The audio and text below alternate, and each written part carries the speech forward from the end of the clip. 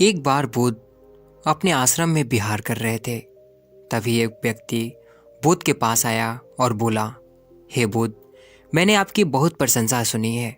मैंने सुना है आपको परम ज्ञान प्राप्त हुआ है। मैं भी परम ज्ञान को उपलब्ध होना चाहता हूँ।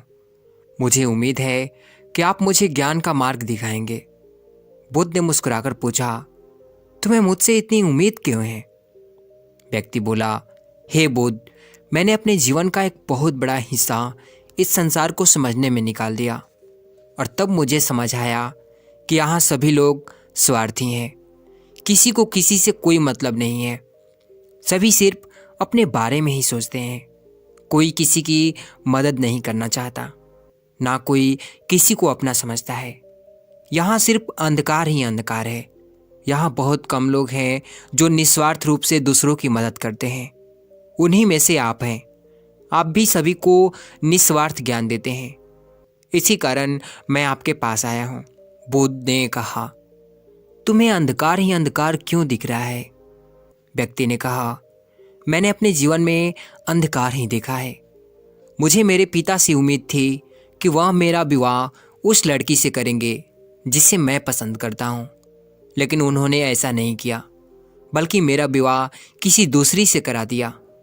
वह लड़की जो मेरी पत्नी बनकर आई, मुझे उससे उम्मीद थी कि वह मेरे जीवन में खुशियाँ लेकर आएगी, मेरा ख्याल रखेगी, मेरे सभी कार्यों में मेरा साथ देगी, लेकिन ऐसा नहीं हुआ। मैं एक कवि था, लेकिन मेरी पत्नी को ये काम पसंद नहीं था। वह चाहती थी मैं कुछ और काम करूं और ज़्यादा पैसा कमाऊं। वह इसके लिए मुझसे रोज़ झगड़ा करती थी। उसने मेरा जीना दुश्वार कर दिया था। तब मैंने तय किया कि मैं घर बार छोड़कर हमेशा के लिए चला जाऊंगा। सब कुछ त्याग करके अपना घर छोड़ दूंगा। और मैंने ऐसा ही किया। मैंने घर त्याग दिया। उसके बाद मैं अपने मित्र के पास गया। मुझे उम्मीद थी कि वह मेरी मदद जरूर करेगा, लेकिन उसने ऐसा नहीं किया। तब मैं समझ गया कि इस दुनिया में कोई किसी का नहीं है, सब अपने मतलब के लिए हैं। तब मैं साधुओं, महात्माओं के पास चला गया। वहाँ मैंने उनसे ज्ञान की बातें सीखी, उनका आशीर्वाद भी लिया, और तब मुझे समझ आया कि ये दुनिया एक माया से ज़्यादा कुछ भी नहीं है। बुद्ध मुस्कुराए और बोले, ठीक है, लेकिन उससे पहले तुम्हें मेरा एक काम करना होगा। क्या तुम वो काम करोगे? व्यक्ति ने कहा, अवश्य बुद्ध। बुद्ध ने कहा, ठीक है, मैं तुम्हें एक घड़ा देता हूँ। इस पर मैंने अपने हाथों से कलाकृतियाँ बनाई है। तुम्हें उसकी रक्षा करनी है। मुझे उम्मीद है तुम इसे कभी टूटने नहीं दोगे। वह व्यक्ति बोला, बुद्ध, बस इतनी सी बात? मैं इस घड़े की जान से भी ज़्यादा रक्षा करूँगा। बुद्ध ने कहा, एक और काम जो तुम्हें करना है। तुम्हें रोज़ सुबह उठकर सभी भिक्षुओं के लिए जल लेकर आना है। आश्रम की साफ सफाई करनी है। जो भिक्षु ध्यान कर रहे हैं उनकी सेवा करनी है, तथा सभी भिक्षुओं के साथ भिक्षा मांगने नगर जाना है और वहाँ से आकर फिर सबके लिए भोजन की तैयारी करनी है। और यही नहीं, जब तक मैं न कहूँ मेरे प्रवचन या ध्यान सभा में तुम्हें नहीं आना है। सही समय आने पर मैं खुद तुम्हें बुलाऊंगा, और अगर तुम्हें मुझसे कोई बात करनी है तो तुम ये घड़ा लेकर ही मेरे पास आना। वह व्यक्ति बोला, ठीक है बुद्ध। उसने वह सारे कार्य किए जो बुद्ध ने कहा था। लगभग 1 महीने बीत गए, परंतु अब तक बुद्ध ने उस व्यक्ति को बुलाया नहीं था। फिर वह खुद ही बुद्ध के पास चला गया, लेकिन बुद्ध ने उससे बात नहीं की। तब उसने याद किया कि बुद्ध ने कहा था कि अगर वह बुद्ध से बात करना चाहता है तो घड़ा साथ ही लेकर आए। वह फिर घड़ा लेकर बुद्ध के सामने उपस्थित हो गया। बुद्ध ने पूछा, क्या तुम्हें मुझसे कुछ पूछना है? व्यक्ति ने कहा, बुद्ध, 1 महीना हो गया है। आपने जो भी कहा मैंने वो सब किया। चलो, काम तो ठीक है, लेकिन आप मुझे सभा में कब बुलाएंगे? बुद्ध ने कहा, सही समय आने पर मैं खुद बुला लूँगा।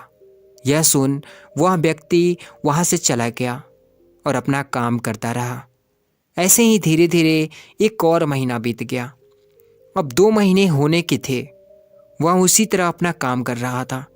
उसने एक दिन फिर बुद्ध के पास जाकर वही प्रश्न किया। बुद्ध ने फिर कहा, सही समय आने पर मैं खुद तुम्हें बुला लूंगा। ये देखते देखते एक और महीना बीत गया। अब उस व्यक्ति का धैर्य जवाब दे रहा था।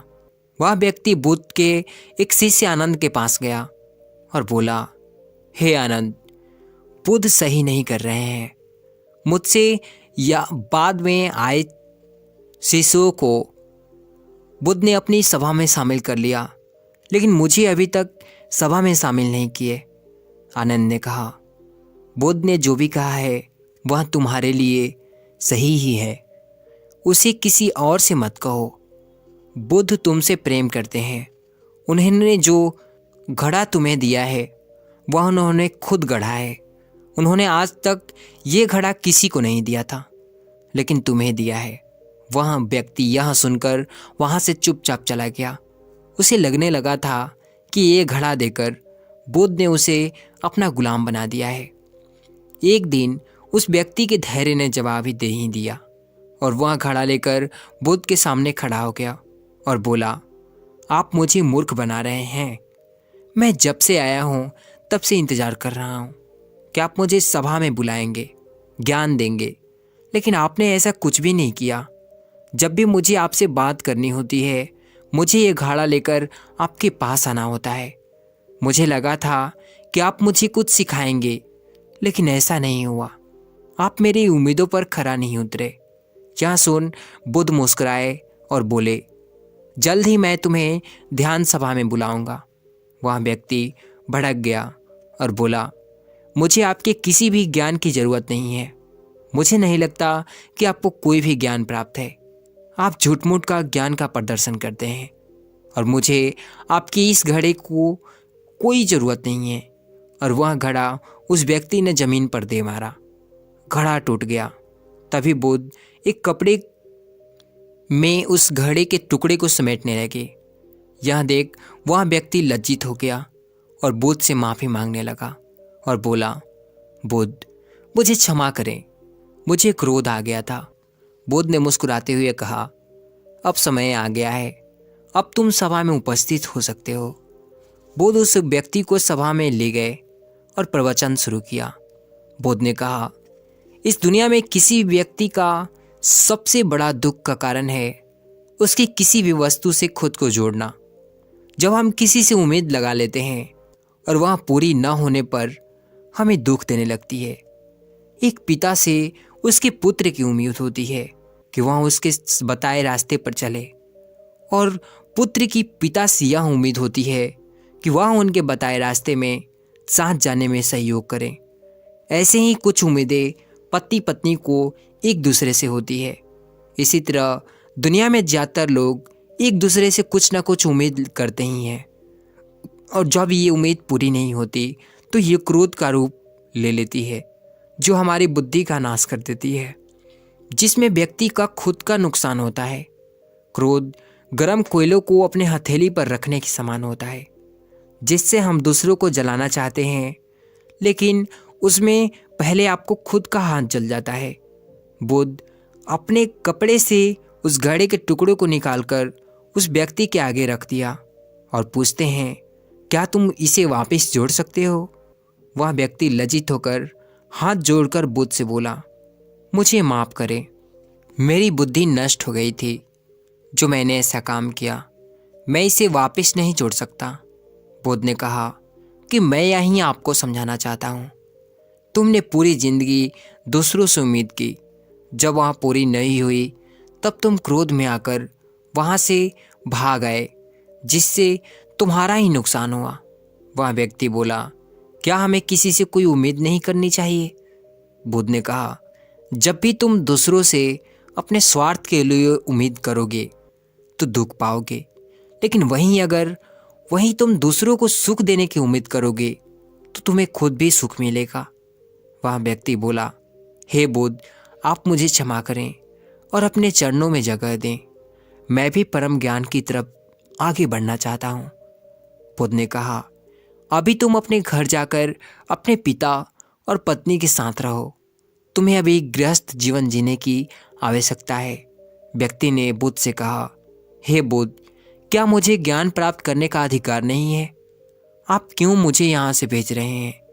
बुद्ध ने कहा, जिसे ज्ञान प्राप्त करना होता है वह अपने गृहस्थ जीवन में भी रहकर ज्ञान प्राप्त कर लेता है। तब परिवार के लोग रास्ते में रोड़ा नहीं, सहयोगी नजर आते हैं। अभी तुम्हें इस दुनिया में अंधकार ही अंधकार नजर आता है। पहले तुम अपने जीवन में प्रकाश को देखो, उसे ढूंढो कि प्रकाश कहाँ है। घर जाओ, ध्यान करो। ध्यान करने के लिए भिक्षुओं से संपर्क करो। धीरे धीरे तुम परम सत्य की खोज पर जाने लगोगे और तुम्हें रास्ता मिल जाएगा जिससे तुम परम शक्ति को प्राप्त कर लोगे। यह सुन वह व्यक्ति बुद्ध के चरणों में गिर पड़ा और उसके बाद अपने घर को निकल गया। ये देख बुद्ध के शिष्य आनंद ने पूछा, हे बुद्ध, आप सभी को अपने संग में जोड़ लेते हैं, तो फिर उसे क्यों भेज दिया? बुद्ध ने कहा, सुनो आनंद, इस दुनिया में बुद्धि के विकास और प्राथमिक चरण को पार करने के लिए दुनिया से होकर गुजरना पड़ता है। कोई भी व्यक्ति सन्यासी होकर या संसार को छोड़कर ज्ञान के मार्ग पर आगे नहीं बढ़ सकता। ज्ञान को प्राप्त करने के लिए आपको इस दुनिया में रहकर यहाँ की चीज़ों को, लोगों को करीब से जानना होगा, तभी वह आगे की यात्रा को शुरू कर सकता है। उसने अभी सांसारिक जीवन को जाना नहीं है, वह उससे भाग रहा था। जैसे ही वह सांसारिक मार्ग को जान लेगा, वह खुद ही ज्ञान को प्राप्त कर लेगा। प्राचीन समय की बात है और यह कथा एक बौद्ध भिक्षुकी की है जिसका नाम कविता होता है। कविता ने एक धनी परिवार में जन्म लिया था और उसके पास किसी चीज़ की कोई कमी नहीं थी। कविता के पिता और माता शुरू से ही भगवान बुद्ध के प्रति बहुत श्रद्धा रखते थे। वो उन्हें बहुत मानते थे और गौतम बुद्ध की हर सभा में जाया करते थे। कविता भी अपने माता पिता के साथ धर्म सभा को श्रवण करने जाती रहती थी। कहा जाता है कि जब वो 7 वर्ष की थी तभी से वो श्रोतापति के फल को उपलब्ध हो गई थी। श्रोतापति का अर्थ होता है यानी ध्यान की धारा में बह जाना, यानी स्वयं को उस अस्तित्व के हाथों में छोड़ देना और अपने में ही डूब जाना। मनुष्य तब आध्यात्मिक रास्तों पे चल सकता है जब वो श्रोतापति को उपलब्ध हो जाए। ये मनुष्य के जीवन बहुत महत्वपूर्ण पड़ाव होता है। मनुष्य के शरीर को 7 चक्रों में विभाजित किया जाए तो ये तीसरा महाचक्र मणिपूर्ण चक्र होता है। पहले 2 चक्रों तक प्रकृति अपना काम करती है। मणिपुर, जिसे हिंदुओं ने सच में ही बहुत अच्छा नाम दिया है, वो सच में मणि है। वो मनुष्य के भाग का दरवाजा खोल देती है। मणिपुर बंद रहता है, बिना गुरु के सहयोग से वो कभी नहीं खुलता, और जिसका खुल गया वो समाज की नगरों में आपको पागल सा लगेगा। आप कहेंगे कि वो दीवाना सा हो गया है। बहुत छोटी सी उम्र में श्रोतापति हो गई कविता जब बड़ी हुई तो उसका विवाह श्रावस्ती के एक अच्छे खानदान के लड़के से हो गई। जब कविता अपने मायके में विदा हो रही थी तो विदाई के समय उसके पिता ने 10 बातें संकेतों में समझाई थी। सबसे पहले, घर की आग बाहर मत ले जाना। दूसरी बात, बाहर की आग घर में मत लाना। तीसरी बात, जो देता है उसको देना। चौथी बात, जो नहीं देता है उसको मत देना। 5वीं बात, जो देता है उसको भी और जो नहीं देता है उसको भी देना। 6ठी बात, सुख से बैठना। 7वीं बात, सुख से खाना। 8वीं बात, सुख से लेटना। 9वीं बात, अग्नि की परिचर्चा करना। 10वीं बात, कुल देवों की पूजा करना। और उस समय से ही माता पिता के बातों का गांठ बांधकर कविता ने अपने ससुराल में प्रवेश किया। उसे अपने पिता की दी हुई हर शिक्षा याद थी। भगवान का दिया हुआ सब कुछ, जो कुछ चाहिए था उसे, सब कुछ उसके पास था। लेकिन फिर भी कविता को उसको घर में एक कमी सी खलती रहती थी, और वो कमी थी भगवान की कमी। अब श्रावस्ती में भी रहकर भगवान की कोई महान श्रद्धा ना रखे, ये भी किसी चमत्कार से कम नहीं है। कपिल वस्तु में रहने वाली कविता ने श्रावस्ती में विवाह इसलिए किया था ताकि उसे वहां भगवान का दर्शन करने को मिले। यहाँ भगवान का अर्थ है भगवान बुद्ध से। आप कई कहानियों में ये सुन रखे होंगे, भगवान बुद्ध अक्सर श्रावस्ती में ही विहरते रहते थे। अपने जीवन के 40 वर्षों से भी अधिक, 25 से अधिक वर्ष श्रावस्ती में गुजारे। कविता के ससुराल का माहौल ना तो बुद्ध का विरोधी था और ना ही उसका अनुयायी था। उसके पति और ससुर दोनों ही पूजा पाठ करके धन कमाया करते थे, लेकिन किसी ने भी आज तक किसी संत या भिक्षु को ना तो दान दिया था और ना ही उन्हें कभी भोजन करवाया था। उन लोगों ने आज तक वहां पर कोई कुआं तक नहीं बनवाया था, ना कोई बावड़ी बनवाई, ना कोई धर्मशाला। यानी इतना कुछ होने के बावजूद भी उन्होंने अपनी कमाई से आज तक शुभ कार्य नहीं किया था। ऐसे ही एक दिन की बात है, कविता अपने ससुर को गरम गरम भोजन परोस रही थी। उसके ससुर हमेशा अपना भोजन सोने के थालियों में ही किया करते थे। तभी वहां पर एक बौद्ध भिक्षु द्वार पर भिक्षा मांगने आ जाता है। कविता के मन में बौद्ध भिक्षु संघ के प्रति बचपन से ही उस पर श्रद्धा थी, लेकिन वो ऐसे घर की बहू बनकर आ गई थी जहां बुद्ध के प्रति, उनके धम्म के प्रति, उनके संघ के प्रति कोई आस्था न थी। वो उनसे ज्यादा प्रभावित नहीं थे।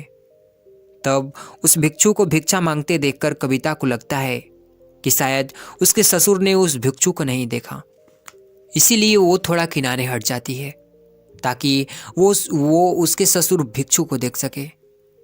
कुछ देर बाद वो भिक्षु दोबारा भिक्षा मांगता है, लेकिन इसके बाद भी उसके ससुर ने भिक्षु को देखकर अनदेखा कर देता है और भोजन करता रहता है और कोई प्रतिक्रिया नहीं देता। ससुराल में बिना ससुर की अनुमति के भिक्षु को दान देना भी ससुराल की अवमानना होती थी। तब सही समय और मौके का इंतजार करती हुई कविता इस समय को चूकना नहीं चाहती थी।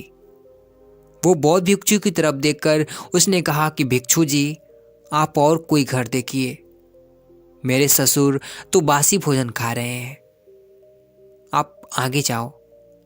ये बात उसने इतनी जोर से कही थी कि उसके ससुर के कानों तक पहुंच जाए। ससुर ने जब ये बात कविता के मुख से सुनी तो वो क्रोध से भर उठता है और वो अपने बहू कविता को खूब भला बुरा सुनाने लगता है। वो कहता है कि तुम हमारे घर की वधू हो और सबके सामने हमें ही बदनामी करवा रही हो, और घर आए भिक्षु को बिना बताए भिक्षा दिए घर से वापस भेज देती हो। ये हमारे मर्यादा के खिलाफ है। उसका ससुर कविता पर बहुत ज्यादा क्रोधित हो जाता है और क्रोध में आकर पंचायत और कविता के माता पिता को इकट्ठा कर लेता है। वो पंचायत में कहता है कि मेरी बहू ने मेरे कुल का नाम खराब किया है, अनादर किया है। उसने मेरे ही सामने मेरा ही अपमान किया है। उसने एक बौद्ध भिक्षु को ये कहकर वापस भेज दिया कि मेरे ससुर तो बासी खाना खा रहे हैं। आप पंच लोग ही इसका फैसला करो और जो भी हर्जाना होगा मैं उसे मान लूंगा। मुझे मेरे बेटे को मेरे पुत्र वधू से तलाक करवाओ। इसके माता पिता भी यही चाहते हैं। इतना कहकर वो रोने लगता है। उसको रोता देख पंचायत ने कविता से पूछा कि बेटा, तुम सुशील हो, संस्कारी हो, ऊंच कुल की हो, पढ़ी लिखी हो, क्या इसी मर्यादा से समाज चल सकता है जहां बहू अपने ससुर की सेवा करना तो दूर की बात है, उनका मान सम्मान तक नहीं कर सकती? जब आप जैसी पढ़ी लिखी लड़की इन गंदे आचरणों को अपनाएगी तो हम बाकी सबसे क्या उम्मीद लगा के रखेंगे? तुम बताओ, क्या सच में तुमने ऐसा कहा था कि मेरे ससुर तो बासी भोजन कर रहे हैं? तब जवाब देते हुए कविता ने दोनों हाथों को जोड़कर कहा कि पंच तो भगवान ने तुल्य होते हैं। मैं आप सबसे कुछ भी झूठ नहीं बोलूंगी। ये सत्य है कि मैंने ये कहा था, लेकिन क्यों कहा था वो भी आप जान लीजिए। हमारे घर में वो सब कुछ है जो एक आदमी को चाहिए। धन दौलत, जेवर, घर, सुख सुविधाएं का हर सामान जो हर किसी को चाहिए होता है। किसी चीज की कोई कमी नहीं है। सब धान्य धान्य से भरा हुआ है। भगवान ने सब कुछ दिया है, लेकिन इसके बदले हमारे ससुर जी ने कोई दान दक्षिणा, कोई मंदिर कुआं या बावड़ी, कभी भोज आदि कुछ नहीं करते। कभी कभी तो मुझे ऐसा लगता है कि ये किसी और जन्म की कमाई होगी इनकी, जिसे इस जन्म में ये अपना रहे हैं। कुछ बोया होगा पिछले किसी जन्म में, जिसे इस जन्म में काट रहे हैं। वरना इस जन्म में तो उन्होंने ऐसा कुछ भी नहीं किया जिसके बदले सुख वैभव भोग रहे हो। तो आप ही कहे कि मैंने क्या गलत कहा। मैंने तो उस बौद्ध भिक्षु से केवल इतना ही कहा था कि मेरे ससुर बासी खाना खा रहे हैं। तब आप लोग ही बताएं कि मैं कहाँ पर गलत हूँ, मैंने क्या गलती की है। और उसके ससुर से पंचायत कहती है कि तुम्हारी संपत्ति पर तुम्हारी बहू का कोई अधिकार है या नहीं।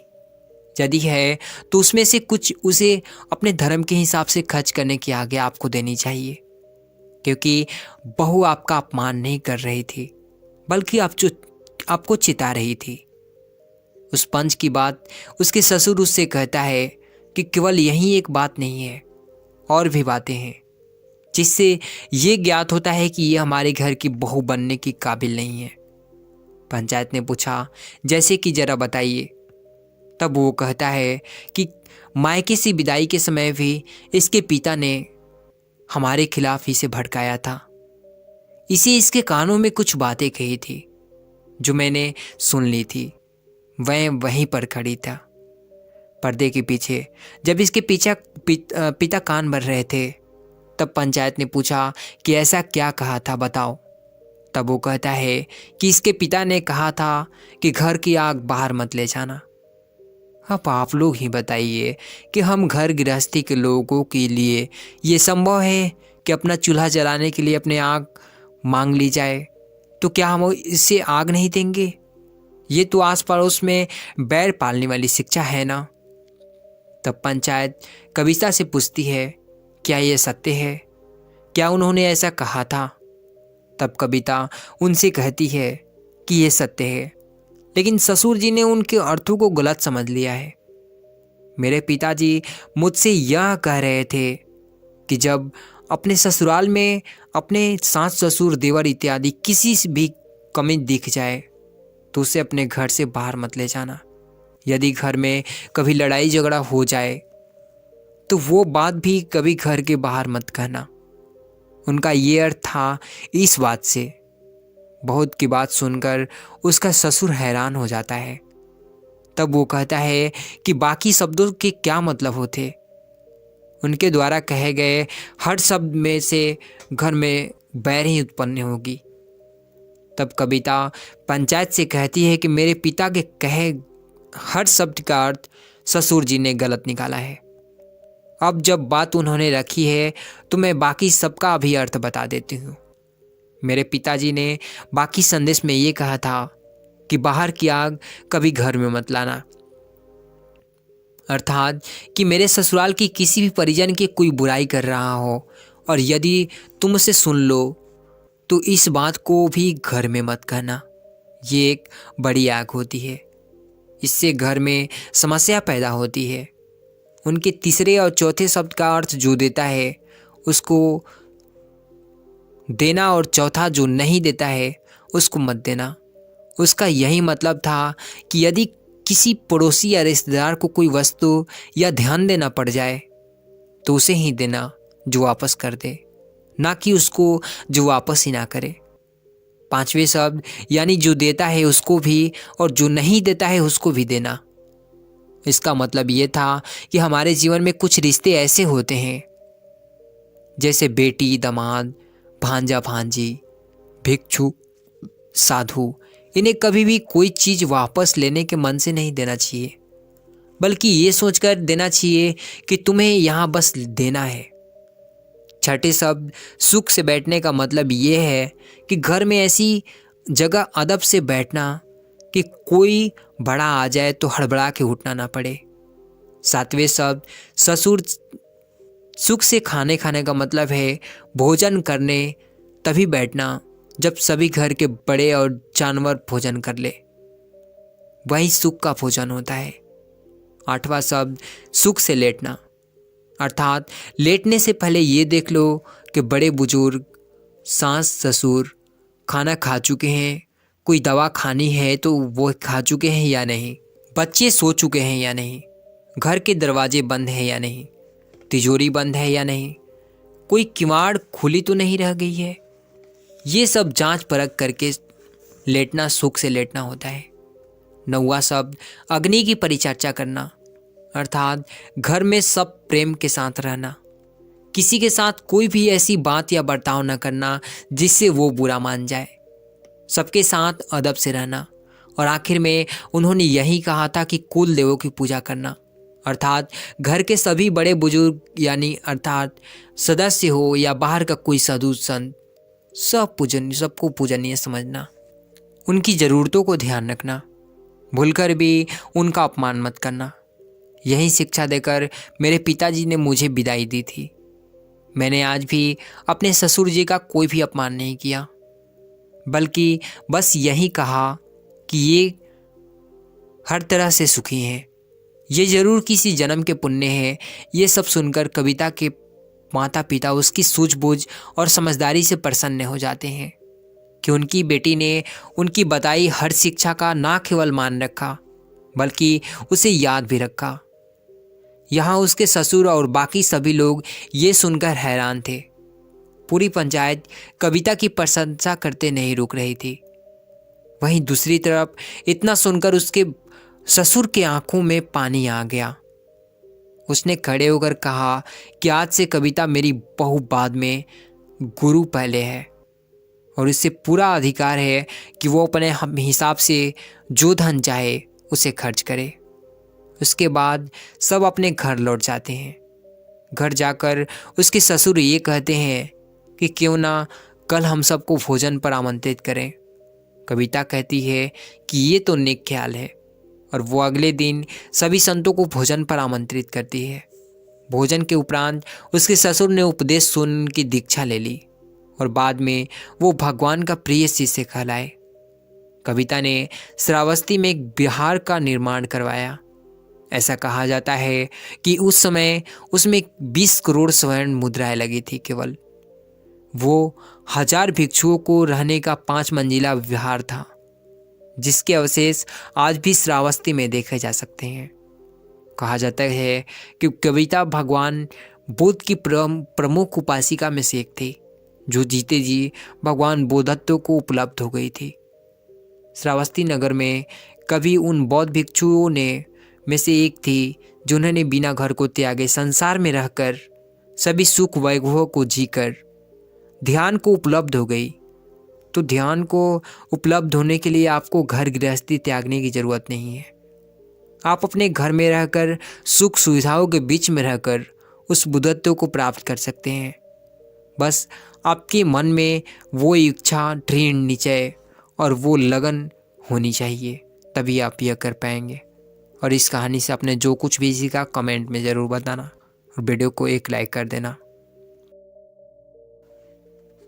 प्राचीन समय की बात है। एक नगर में एक महान बौद्ध भिक्षु रहा करते थे।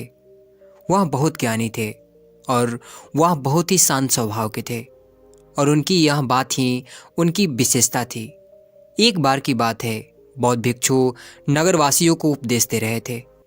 बौद्ध भिक्षु कह रहे थे कि शब्दों में जीवन बदलने की ताकत होती है। अपने शब्दों से जीवन बदलो। हम जो भी शब्द अपने लिए या दूसरों के लिए कहते हैं या जो भी बातें करते हैं उस पर हमें ध्यान देना चाहिए। इतना कहकर बौद्ध भिक्षु ने अपना उपदेश समाप्त किया और वहाँ से चले गए। एक दिन वह बौद्ध भिक्षु एक मार्ग से होकर गुजर रहे थे। उसी मार्ग से एक युवक गुजर रहा था। उस युवक ने जब उन बौद्ध भिक्षु को देखा तो वह जोर जोर से हंसने लगा और कहने लगा, अरे साधु महाराज, आप तो ढोंगी हैं। आपके उपदेशों में यह कहने से कि शब्दों में बड़ी ताकत है, आपकी बात सत्य नहीं हो जाएगी। ये बस सब सिर्फ बातें हैं। भला ऐसे कैसे हो सकता है कि शब्दों से हमारा जीवन बदल सकता है?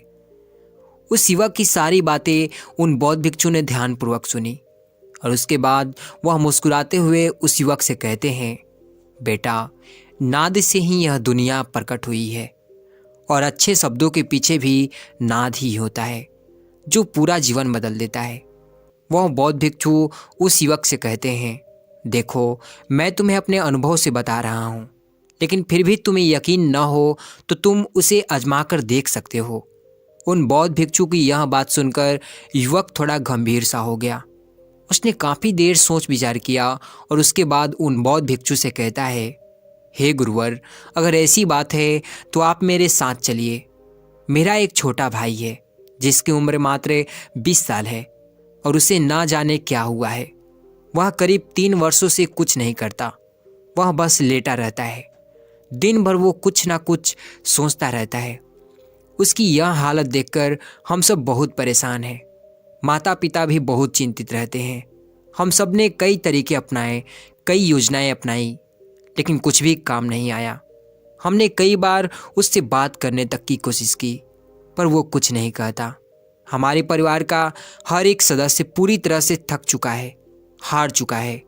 आखिर वह क्या करना चाहता है, किसी को कुछ पता तो है नहीं। तो हमारे शब्दों से उसका जीवन क्यों नहीं बदला? और जैसा कि आप कह रहे हैं कि सब सचमुच जीवन बदल सकते हैं, तो क्या आप मेरी मदद करेंगे? इस पर बौद्ध भिक्षु मुस्कुराते हुए उस युवक के साथ चल देते हैं। वह युवक उन बौद्ध भिक्षु को एक खेत में ले जाता है और अपने भाई की तरफ इशारा करके कहता है, हे गुरुवर, यही मेरा भाई है जो पूरे गांव में आलस और मक्कारी के लिए मशहूर है।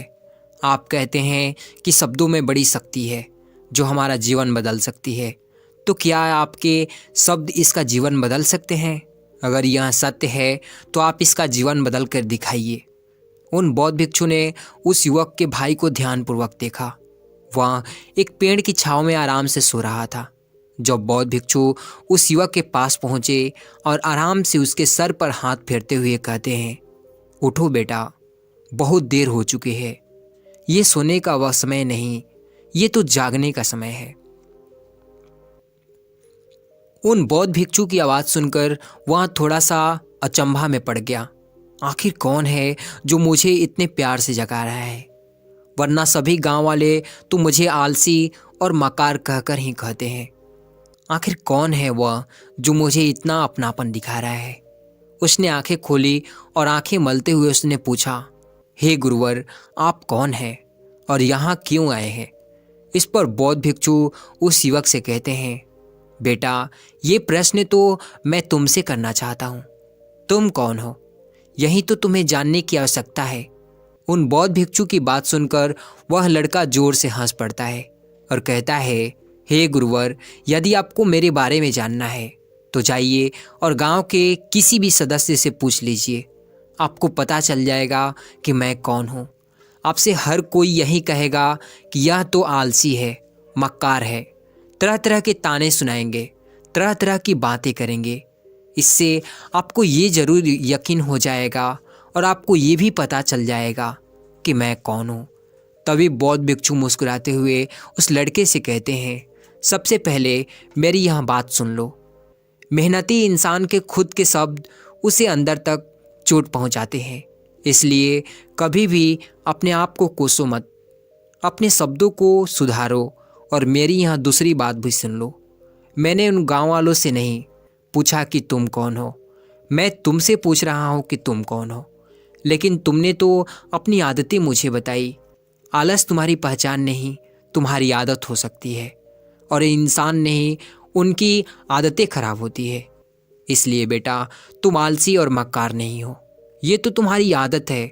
बस इतनी सी बात है जो गांव वाले नहीं समझ सकते। ये सारी बातें सुनकर वह लड़का थोड़ा सा आश्चर्यचकित रह गया, क्योंकि गांव वाले हमेशा उससे मकार, आलसी और तरह तरह के ताने देकर सुनाया करते थे। उन बौद्ध भिक्षु की बात सुनकर उस लड़के को आंखों में आंसू आ गए।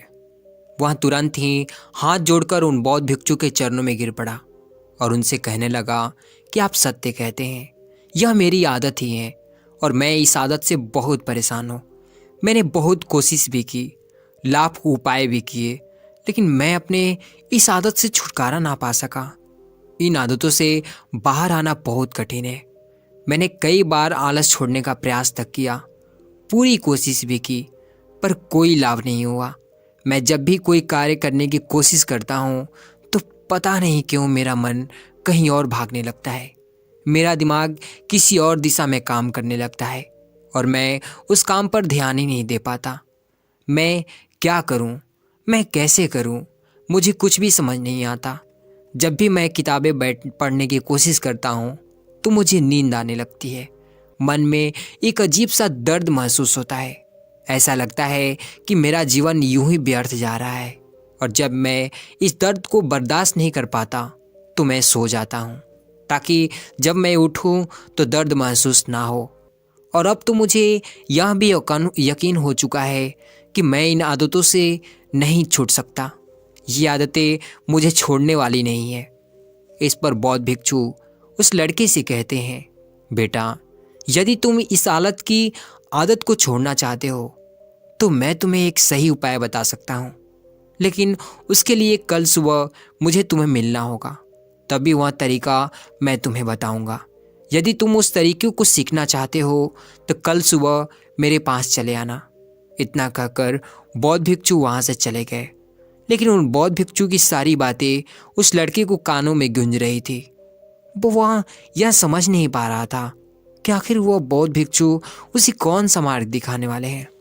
वह ऐसा कौन सा उपाय बता देंगे जिससे उसके जीवन में आलस्य हमेशा हमेशा के लिए खत्म हो जाएगा। देखते ही देखते रात हो गई। रात भर वह लड़का अपने बिस्तर पर करवट लेता रहा और उन बौद्ध भिक्षु की बातों के बारे में सोचता रहा। इसी प्रकार देखते देखते सुबह हो गई। वह लड़का उन बौद्ध भिक्षु के पास जा पहुंचा। वह लड़का उन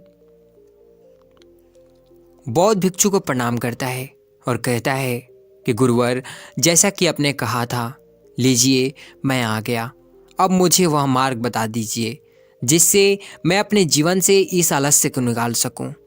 तभी बौद्ध भिक्षु उस लड़के से कहते हैं, बेटा, जब भी तुम्हारा मन दुनिया में हो, तुम निर्णय ना ले पा रहे हो और तुम्हारे मन में तरह तरह के प्रश्न उठ रहे हो कि मैं क्या करूं, कैसे करूं, इस कार्य को पूरा कैसे करूं, यह सब कैसे होगा, तब तुम वास्तविकता में अपने अतीत पर सोच रहे हो कि पिछली बार तुम्हारे ऐसे करने पर क्या हुआ, या अतीत में तुमसे लोगों ने क्या कहा था।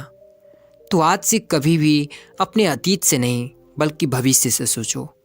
इस पर लड़का कहता है, भविष्य से? वह भला कैसे? तब बौद्ध भिक्षु उस लड़के से कहते हैं, मान लो कि तुम्हें आज किसी भी चीज़ की कमी नहीं है। तुम्हारे पास हर वो चीज़ है जो तुम चाहते हो। बहुत सारी सुख सुविधाएं हैं। तो अब बताओ, तुम अपना जीवन कैसे व्यतीत करना चाहोगे? उन बौद्ध भिक्षु की यह बात सुनकर वह लड़का कुछ देर के लिए सोच में पड़ गया, क्योंकि आज तक उसने सभी गांव वालों के केवल ताने ही सुने थे।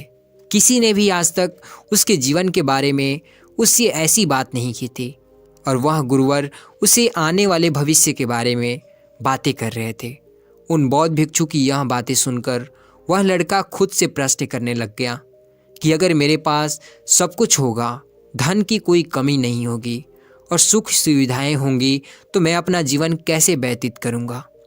कुछ देर सोच विचार करने के बाद वह उन बौद्ध भिक्षु से कहता है, गुरुवर, मैं यह दुनिया घूमना चाहूँगा, पहाड़ों पर चढ़ना चाहूँगा, समुद्र की रेत पर चलना चाहूँगा, मैं एक बहुत बड़ा व्यापारी बनना चाहूँगा। तभी अचानक उस लड़के का ध्यान टूट गया और वह उन बौद्ध भिक्षु से कहता है, परंतु हे गुरुवर, ये सब कैसे संभव होगा? केवल मैंने सोच लेने से यह सब पूरा होने वाला है। उसके ऐसा कहते ही उसके अतीत में ऐसी बीती हुई सारी घटनाएं उसकी आंखों के सामने से गुजरने लगी। वह एक बार फिर से निराश होने लगा और वह अब सोचने लगा कि मेरे पास तो पैसे नहीं है, तो मैं भला व्यापार कैसे कर सकता हूँ? ना ही मेरे पास व्यापार का कोई अनुभव है। ऐसी स्थिति में मैं भला यहाँ कैसे निकल सकता हूँ? उस लड़के की इस प्रश्न का जवाब देते हुए वह बौद्ध भिक्षु उस लड़के से कहते हैं, भंते, हर रात मैं सोने से पहले एक कागज पर लिखो और सुबह उठकर सबसे पहले उस लक्ष्य को देखो और सोचो कि उस लक्ष्य को पाने के लिए तुम आज क्या कर सकते हो, और जो भी तुमने उस कागज पर लिखा होगा उस कार्य को उसी दिन पूरा करने की हर मुमकिन कोशिश करो। इस पर वह लड़का कहता है, ठीक है, आप सच कह रहे हैं, लेकिन जब मैं सोचने लगता हूँ तो मेरा मन बेचैन होने लगता है और मन में तरह तरह के विचार उठने लगते हैं और इन विचारों को शांत करने के लिए मैं सो जाता हूँ ताकि वह विचार मुझे परेशान ना कर पाए। उस लड़के की इस समस्या का समाधान करते हुए वह बौद्ध भिक्षु उस लड़के से कहते हैं, बेटा, अंतर मन की चाल को पकड़ो और शब्दों की मदद से अपना नया भविष्य बनाओ। तभी लड़का कहता है, हे गुरुवर, आप क्या कहना चाहते हैं? मैं आपकी बात समझ नहीं पा रहा हूँ। इस पर बौद्ध भिक्षु मुस्कुराते हुए कहते हैं, बेटे, कैसे होगा? ये जो सवाल है, ये सवाल नहीं बल्कि एक डर है जो तुम्हारे अंतर्मन में बैठा हुआ है, जो तुम्हें अगला कदम उठाने से रोक रहा है, तुम्हें कदम आगे बढ़ाने से रोक रहा है। यदि तुम वास्तविकता में देखो तो किसी को भी नहीं पता होता कि वह कार्य कैसे होगा, लेकिन एक इंसान जब दृढ़ निश्चय कर लेता है तो वह अपने उद्देश्य को सामने रखकर लगातार प्रयास करता रहता है और वह अपनी सफलता प्राप्त कर ही लेता है। तभी वह लड़का उन बौद्ध भिक्षु से कहता है कि हे गुरुवर, अगर ऐसी बात है तो मन में बार बार चिंता क्यों होती है? मन बार बार बेचैन क्यों होता है? इस पर बौद्ध भिक्षु कहते हैं, बेटा, क्योंकि तुम्हें डर है कि तुम कमज़ोर हो। तुम्हारे अंतर मन में बैठा है कि तुम में कमी है, तुम किसी काम के नहीं हो और यही कारण है कि तुम कोशिश करने से डरते हो, क्योंकि तुम्हारा अंतर मन हमेशा तुम्हें रोकता है। जब भी तुम कोई कार्य शुरू करना चाहते हो, तुम्हारा मन तुमसे पहले कह देता है, इससे आगे मत बढ़ना, अन्यथा तुम हार जाओगे, और इसी कारण तुम्हें चिंता होने लगती है, तुम्हारा मन बेचैन होने लगता है। तभी वो लड़का कहता है, गुरुदेव, आपने जो कुछ भी कहा वो बिल्कुल सत्य है, लेकिन अब आप मुझे बताइए कि मैं इस परेशानी से बाहर कैसे निकलूं? इसका जवाब देते हुए वो बौद्ध भिक्षु उस लड़के से कहते हैं, बेटा, इस समस्या का समाधान बहुत ही आसान और सरल है। तुमने देखा होगा कि अक्सर ही हम अपने आप को दोष देते रहते हैं, अपने आप को तरह तरह के अपशब्द कहते रहते हैं जो हमारे अंतर्मन में जाकर बैठ जाते हैं और वहीं हमें आगे बढ़ने से रोकते हैं। और इन शब्दों का हम पर बहुत गहरा प्रभाव भी पड़ता है, क्योंकि जैसा हम खुद से कहते हैं, जैसा हम पूरी भावनाओं के साथ सोचते हैं, हम वैसा ही बनते चले जाते हैं। इसलिए यदि तुम खुद को बदलना चाहते हो ताकि तुम भी काबिल बन सको, तो तुम्हें अपने अंतर्मन को नए संदेश देने की ज़रूरत है। जैसे कि मेरे शरीर का हर एक कण, हर एक हिस्सा, संदेश, हर एक विचार शांति और ऊर्जा से भरा हुआ है। मैं दृढ़ संकल्प और आत्मविश्वास के साथ हर दिन के लक्ष्य को पूरा कर सकता हूँ। मैं अपनी कमजोरी को अभ्यास में बदलता हूँ, चिंता को ध्यान में बदलता हूँ। मैं उत्साह और ऊर्जा से भरा हुआ हूँ, लगातार अपने लक्ष्य पर काम करता हूँ। ऐसे शब्द जब तुम खुद से कहोगे तो तुम शक्तिशाली महसूस करने लगोगे और तुम्हारी शांति, सारी चिंताएं खत्म होने लगेंगी, क्योंकि यही शब्दों की ताकत है। वह तुम्हें वही बना देंगे जो तुम खुद से कहोगे। तुम जितनी भावना के साथ यह वाक्य बोलते हो, उसे महसूस करते हो, उतनी ही भावना से यह सब तुम पर असर करना शुरू कर देते हैं। धीरे धीरे ये सब तुम्हारे मन और व्यक्तित्व की सोच का हिस्सा बन जाएंगे।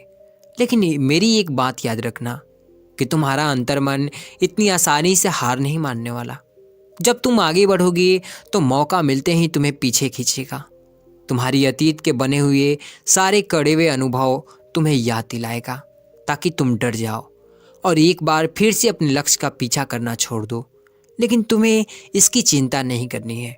उन सकारात्मक शब्दों के कारण तुम्हारा मन सकारात्मक विचारों को धारण करने लगेगा। आगे वहाँ बौद्ध भिक्षु उस लड़के को चेतावनी देते हुए कहते हैं कि मेरी एक बात और याद रखना कि तुम्हारा ध्यान आलस्य पर नहीं होना चाहिए, अर्थात तुम्हें कभी आलस कभी नहीं मिटाना, बल्कि तुम्हें एक भविष्य का निर्माण करना है, एक नए व्यक्तित्व का निर्माण करना है। तुम्हारा पूरा ध्यान केवल इस पर ही होना चाहिए, उन बौद्ध भिक्षु की बात सुनकर वो लड़का कहता है, ठीक है गुरुवर, आप जैसा कहते हैं मैं वैसा ही करूँगा। तभी वह बौद्ध भिक्षु उस लड़के से कहते हैं, बेटा अभी तो मैं इस गांव से जा रहा हूँ, लेकिन कुछ सालों के बाद मैं वापस आऊँगा। इतना कहकर बौद्ध भिक्षु वहाँ से चले गए और वह लड़का अपने घर चला गया। लेकिन अब उस लड़के के मन में तरह तरह के विचार चल रहे थे। वह लड़का यह सोच रहा था कि अगर मैं अपनी मनपसंद जिंदगी जीने लगूंगा, अगर मैं दुनिया घूमने लगा, नए लोगों से मिलने लगा और अपनी पसंद का काम करने लगा, तो मेरी ज़िंदगी कैसी होगी। उस बात को ध्यान करके उसने एक कागज़ पर अपना लक्ष्य लिखा और लिखकर सो गया। अगली सुबह जब उसकी आंखें खुली तो उसने उस पेपर पर लिखा हुआ लक्ष्य फिर से दोहराया। उसके बाद वह कुछ देर के लिए शांत हो गया। तभी उसे उन बौद्ध भिक्षु की बात याद आ गई कि तुम अपने लक्ष्य के लिए आज क्या कर सकते हो। उसने खुद से सवाल किया कि मैं आज अपने लक्ष्य के लिए प्राप्त करने के लिए क्या कर सकता हूँ। तभी एक बार फिर से उस पेपर की तरफ ध्यान दिया। उस पेपर पर लिखा था कि मैं बाजार जाता हूँ और लोग व्यापार करने की कौन सी चीज़ें, कौन सी सामान लेकर आते हैं, मैं उन चीज़ों को ध्यान से देखता, उन चीज़ों को पढ़ता करता। वो पढ़ने के बाद वह तुरंत ही बाजार चला गया। वहाँ अलग अलग दुकानों पर बैठा हुआ देखा, लेकिन उसे समझ नहीं आ रहा था क्योंकि लोग अलग अलग व्यापार कर रहे थे, अलग अलग तरह की चीज़ें और सामान बेच रहे थे और किसी ने उसकी कोई मदद नहीं की। वह बहुत उदास हो गया और उदास होकर वापस अपने घर लौट गया। तभी उस लड़के को उन बौद्ध भिक्षु की एक और बात याद आ गई। शब्दों में बहुत ताकत है और शब्द हमारा जीवन बदल सकते हैं। उसे वह सकारात्मक विचार याद आए। वह उन्हें सुबह शाम दोहराने लगा और अब से वह हर दिन ऐसा ही करता। देखते ही देखते 1 महीना बीत चुका था, लेकिन अब तक उसके जीवन में कोई बदलाव नहीं आया था। अब वह लड़का यह सोचकर निराश होने लगा था कि उसके जीवन में कोई परिवर्तन नहीं हो रहा। लेकिन 1 महीने के बाद उसे महसूस हो रहा था कि वह पहले से अच्छा महसूस कर रहा है। उसका दिमाग अब अच्छी तरह से सोच पा रहा है। वह पहले से ज़्यादा चलने फिरने लगा है। धीरे धीरे उसे समझ में आने लगा कि जो लोग आगे बढ़ते हैं, महान काम करते हैं, उनकी सोच में कितना अंतर होता है। वे लोग हमेशा शक्तिशाली विचार सोचते हैं। दूसरों की छोटी सोच और डर से वह कभी प्रभावित नहीं होते। जब भी उनके सामने कोई मुसीबत आन पड़ती है तो वह घबराते नहीं, बल्कि उस समस्या का समाधान निकालते हैं। इस समस्या के समाधान पर ध्यान केंद्रित करते हैं और ना ही वह किसी का इंतजार करते हैं। वह केवल खुद पर विश्वास करते हैं और तुरंत ही कदम आगे बढ़ाते हैं। जब उस लड़के को ये सारी बातें समझ में आने लगी तो उसने भी धीरे धीरे अपने कदम आगे बढ़ाने शुरू कर दिए। उसने बिल्कुल वैसा ही व्यवहार करना शुरू किया। अब से वो कभी खाली नहीं बैठता था। जब भी उसका मन करता वो बाजार जाता और लोगों के बारे में जानता, समझता कि वो किस प्रकार व्यापार कर रहे हैं, कौन सी चीज़ें खरीद रहे हैं और किन चीज़ों पर उन्हें लाभ हो रहा है। और जब उसका मन करता तो अपने पिता की मदद भी करता था। वो अपने पिता के साथ मंडी में जाता, वहाँ पर जाकर मोल भाव करता। वहाँ हमेशा कुछ ना कुछ सीखने में जुटा रहता था। तभी एक दिन गांव में एक मसाले का व्यापारी आया। उसे कुछ पढ़े लिखे नौजवानों की ज़रूरत थी जो माल की गिनती कर सके और हिसाब रखने का काम कर सके। वह लड़का अपने लक्ष्य को जानता था कि उसे क्या पाना है। उसे समझ में आ गया था कि इस काम से उसे बहुत कुछ सीखने को मिलेगा। वो बेहिचक उस सेठ के पास पहुंच गया। वह जानता था कि उसे उस काम के लिए बहुत कम पैसे मिलेंगे, लेकिन फिर भी वह उस काम को करने के लिए तैयार था। अब उस लड़की की सोच पूरी तरह से बदल चुकी थी। अब वह बाकी लोगों की तरह नहीं सोचता था, बहुत ईमानदारी और समझदारी से काम करता था। देखते ही देखते 3 महीने बीत गए और व्यापारी यह समझ चुका था कि नौजवान बहुत ही समझदार है और वह उसे व्यापार में बहुत मदद करता है। इसलिए उस मसाले के व्यापारी ने उस लड़के को अपना सहायक बना लिया। उस व्यापारी ने देखा कि इस लड़के की दिनचर्या सबसे अलग है।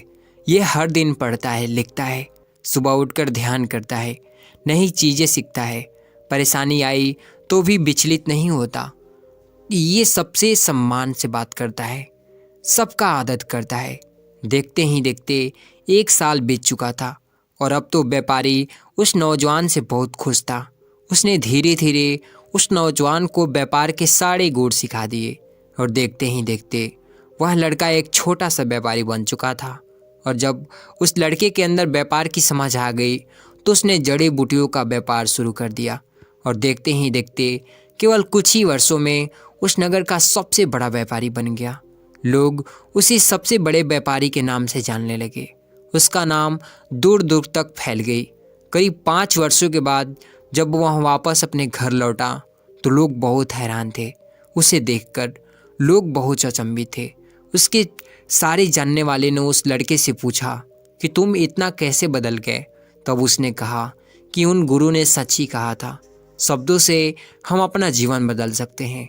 वैसे आपने इस वीडियो से क्या सीखा मुझे कमेंट में ज़रूर बताइएगा। इसी के साथ उम्मीद है कि आपको यह वीडियो पसंद आई होगी, तो इस वीडियो को लाइक और अपने दोस्तों के साथ शेयर ज़रूर कीजिएगा। और हाँ, हमें इसी तरह सपोर्ट करने के लिए चैनल को सब्सक्राइब ज़रूर कीजिएगा। नमो बुद्धाय।